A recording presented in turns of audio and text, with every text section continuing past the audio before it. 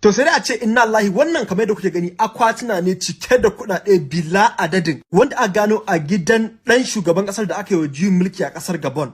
Dan nashi shine chief of staff a kasar Gabon baki ɗaya kamar da na gaya muku family din su suke mulkar Gabon saboda shekara 50. Mahaifinsa kuwa an gane da cewa yana da accounts din banki sama da 70 a kasar Faransa. Na akwai tamfatsan gidaje sama da 39 a kasar Faransa. Bugu da ƙari akwai Ferrari guda biyu, Mercedes Benz guda biyu sannan Porsche guda uku sannan Bugatti su ma dai duka a kasar Faransa.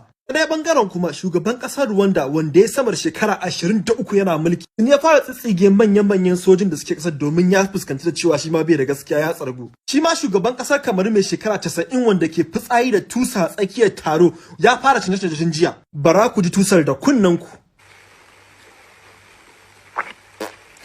Wannan fa birka tusar a wajen US Africa Summit da aka yi a kasar America ne. Bara ku ji gigi cewa mai ya fara rigen tsufa bai san inda yake ba. Na zama celebrity yanzu. Suwaye waɗanda suka zo. Me yasa ba zan tambaya ba akan masu tambaya ce masu kaka tambaya abin kunya ne. Suna da muhimmanci.